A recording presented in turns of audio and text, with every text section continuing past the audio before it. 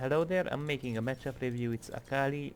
Faker plays Akali, of course. These are the general runes you should go for into Yone. So if you ever find yourself in a situation where you struggle into Yone as Akali, it is a really good guide for you.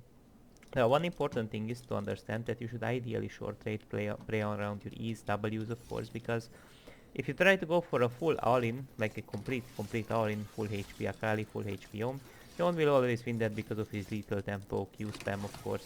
So you shouldn't ever like try to brute force an all-in. You should just chip down his HP until you can all-in him. That's the general rule. Now, I wanna go back a tiny bit in here in time because I've been talking quite a lot in here, right? Let's open up Epic Pen as well, of course. So, one important thing that you have to understand, if you are looking to outplay Yone, you should always move your mouse in the correct spot. And Faker also has a really fast mouse speed as well, just to be clear, right? So we can see how good his movement is. So he's constantly out of Yone's Q range, right? And his W range, because if he's not last sitting, there is no reason for him to stay in his Q or W range. Aside of that, he understands that his Q always outranges Yone's Q, so he can always go for free Q trades if he's spacing well. Now, an important thing I want to tell you guys, so he's moving, of course, he's clicking left and right, he's moving in some directions, but the important thing is when you're looking to outplay Yone's Q, his tornado, right, you can outplay it with your E, because your E bounces you back, and you can also recast it to get some chip damage on Yone, right? Or get a decent all-in depending how much HP he has, right? And so in here, look at where his mouse is, right? His mouse is in front of him because he's looking to outplay that tornado from Yone, or that Tempest, or how is it called. And now he gets an E on him because he outplayed his Q. He gets to have an all-in on him, really good Q short trades. That's definitely a decent trade. Now the other important thing to understand, he has 2 potions, Yone has 1 potion, but he has the D-shield healing. Really good sidestep on his part, and now he's stepping up aggressively because Diego is here. And now he's fishing for an E. Now the reason why he used his E, if Yone flashes, Viego could also just flash after him, so he would be stunned. So he needs to ideally like flash the Viego W, not the Akali. And now Akali followed him right after the thing, right? And in here, there was like a really decent outplay, of course. He picked up the kill. Now in here, he shouldn't really greed on the wave. He should just reset. To be fair, like he can kill the melee minions. Oh, I think he resetted. Okay, I think he did reset. Did he? Yeah. So we are last sitting in here, and again, like Diego, I mean not Diego, Yone is getting collapsed on, of course, by Diego. Picks up a kill. So when you have like 2 kills, 1 kill, 1 assist over Yone, you're gonna have a way easier time, because if Akali ever gets like a decent lead over Yone, it will be really difficult for Yone to function, because after 6, like, Akali has so many dashes, so much outplay potential, uh, so much mobility from her W. Like in general, she has so many dashes, mobility, and it's just really difficult for Yone to deal with her when she's so mobile, because it's hard to hit abilities. Like every of his abilities are more difficult. Now again, watch out, his mouse position, really important, right? So he's holding his finger on his E, and he's fishing to outplay the Yone Q, right? So now he eat, so he dodged his Q, and he can also go for a counter attack. Now watch out what he does in here. So since it was revealed, like let's go back a little bit in time. So in here not much happens, but it was revealed that he used his E. That's what I wanted to point out so everybody can visually see it. Now Yone's E has 21 seconds, and I do believe he knows it for 100%. Faker probably knows it, that it's on cooldown when he all-in him, right? Also, his flash is on cooldown, so there is no real way for him to like counter that Akali level 6 all-in, right? And in here, the trick is that he didn't really know, Leon didn't really know, and Faker was really smart, because he could balance hit that cannon earlier. He could balance hit the cannon earlier, but he was directly holding into his last hit, so Yone will believe that Akali is still level 5 and he could get a short Q trade on him. That's the reason why he didn't like directly auto-attack it. Because here's the thing, like, if you, like he would E anyways, like he can't auto-attack Yone when he knocks him up, so he would anyways get a passive reset, right? Therefore, it would be the same thing. Now in here he ults because he knows Yone has no Q, no ult, right? No third Q, I mean, no ult, no E, and no flash. So this means this in general will be a really great all-in, right? He ults in. So watch out how he does it. He doesn't stay on Yone. He spaces out of the tower's range. And now why does he do it? So he drops the aggro because if he stays here under tower, he can ult through him, but he will be too deep and he can get out, right? Now the other reason is the tower shot. So how long, like here's the thing, Akali's ult is quite long, so if you distance out of the tower's range, you still can kill Yone if you ult back, right? So that was his reason why he spaced out, and also it, of course, like lose it, and he flashed out. So that was like completely like, that's like the dive pattern you should go for. You ult in, you get one tower shot, you flash out, but you gotta be really fast with these things.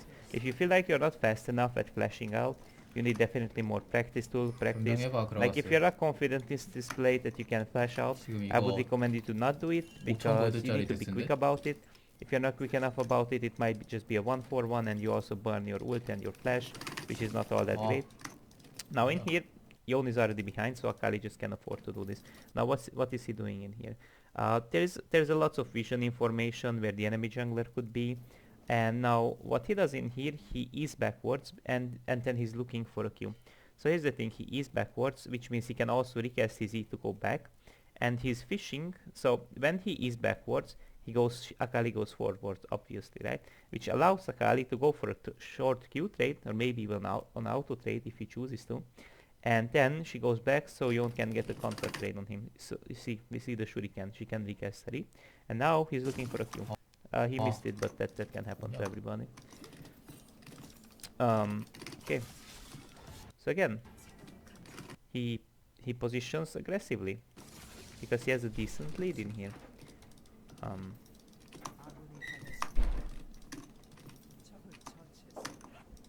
Because he plays with a lot of confidence when he's fed, and also he's being considerate where Diana is. If you guys saw that he moved his camera on the bottom side of the map. So now Poppy counters his all-in, of course, because her W blocks dashes, Akali dashes, and also Yone ulted away. So there's not much you could do, but at least he got like Yone's ult, which is also really good.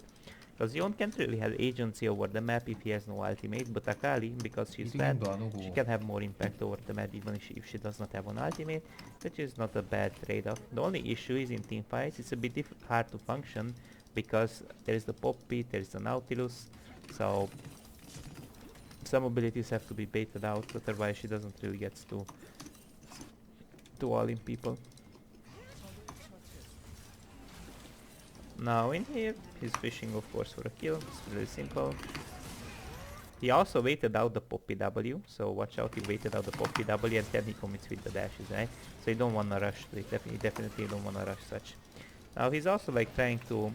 So watch out on his movement, so he intentionally did it. Now why is the reason that he's not chasing Nautilus and he's going downwards? Now here's the thing, there are two people in here, or one per... I think this is Viego only. I'm not sure if there is another person, but there is Seth and there is the Viego, right? So both of them can collapse on the Nautilus. Now the reason why he went downwards when Nautilus was pathing towards this wall, because Nautilus will flash over this wall so he can cover this area, because he would be dead anyways, like he doesn't need to be here because his teammates can finish him up. So he might just rotate for Nautilus's flash, as I said. And now he picks up the Nautilus here, really bad position on his part. So your positioning matters a lot as well. It's not, Akali is not only about like how well you play the champion, you definitely need to know how to position for kills. Now he's looking to get this blue. Energy matters on Akali, just to be clear, even if you don't have mana. Cooldown is not the best, not the worst, but the thing why he gets it, the main thing why he gets it is his level 11. It's definitely a really strong power spike for Akali. That level 11 ultimate does a lot of damage. In here he's not ulting, so... Is he? He's not ulting, so he's sparing his ultimate. So in these times you don't wanna ult, because your teammates will most likely secure it even if you don't get the kill. So you don't want to... You don't wanna give up your ult when you're fed for one kill that will anyways die. You need to spare your ultimate for a more important kill that you wouldn't be able to manage it. Right? So in here he just all-ins, like in here he has Blade of the Ruined King, no shield bow, no defensive sets, he's really fed. I mean, it's really simple as that. He can just simply do this.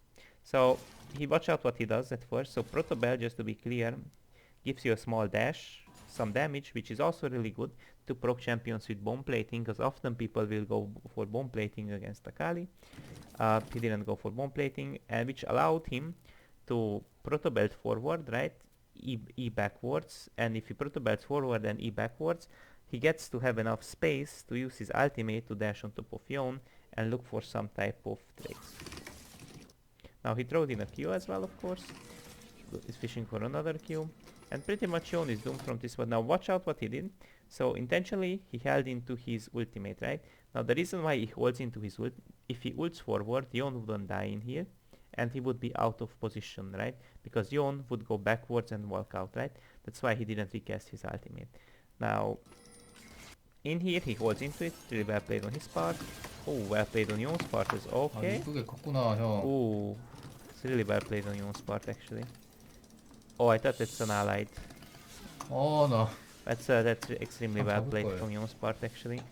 The The reason why Yone managed to actually to do that, because he gave up quite early his E 써야지 친구야. and his ultimate, so he didn't connect his E.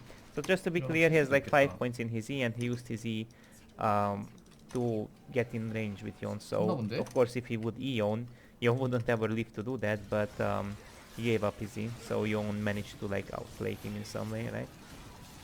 But normally, yes, normally you shouldn't be afraid to do that. 왜 나야? He got caught a little bit. Okay. 왜 가냐고 세트야. So again, what do we do here? It's just like fishing to... Okay, so we skip. He's fishing for some outplays again. So team fighting is actually not the most ideal thing, except if you're really fed, of course, on Akali. I mean, in this game specifically, team fighting is not the best thing because they have lots of counter tools, but because he's so fed, it can be an option definitely. But side laning is also really great because most of the enemies can't really match the how's it called, Akali, right? 왜 받아? 와. But watch like how he handles rest, right? Like he died, his whole team died, and sure he gets a little bit emotional as well, but look at his like emotions, right? So he's quite chill, like even if everybody dies, even if things go wrong, he can stay calm and rational. He keeps playing, of course, he's not spamming that F5 button, and I think this is like one of those mental traits that everybody should like master, right? 일단 숨었다가. Like he's not even like reacting to certain 아시죠? situations that you guys can see. He doesn't allow things to take control over him, you know. He just doesn't really worry too much about things he has little to no control about, right? Okay. 이를 맞췄어야지. Definitely got lots of like AoE damage on it. Oh, that was 이를 맞췄어야지. 하지만 Akalius is out range, so it's really well played on his side. He's just picking up the wave basically. Thing is, Akali has almost no damage into objectives such as Baron, so he better goes off by shoving the wave and resetting. As Akali, you just simply don't have damage, so usually even if your team is doing Baron, you should just sit around Baron 야야 and 요네 look for 바텀 kills 민다 if you're trying 얘들아. to contest it. Because as Akali, you don't have much damage, 너무 and it's kinda 건방지잖아. bad as well to give up your abilities into Baron, because then you won't have your skills up into opponents that show up, right? Because you're supposed to assassinate. Now in here, watch out who he focuses, right? So every time, like, Akali can get through the front line to the back line with her dashes. So every time the main priority target is Aphelios, he's the squishiest target, and he's the one that has the most DPS output, so that's the one that you should in general focus as well, right? 진짜 이거 다 보이는 I 요네한테 think that you should like know who to focus 죽는 거 아니지 형들? in these team fights, and also you should 나 definitely 진짜 못했는데 AoE as 이겼다. much people as you can with your Qs, of course, with your ults. But in general, you should like fish to kill the squishiest champions that you can get rid of. But of course, there are some specific games where you wanna maybe kill the Darius as fast as possible before he gets his ultimate, of course, before he gets his passive, right? So not every game you're gonna focus out the squishiest possible champion, right? In some games, maybe you wanna kill the Darius as fast as possible before he gets to kill everybody, right? With his passive and ult and all that, right? So there are specific like exceptions. 어?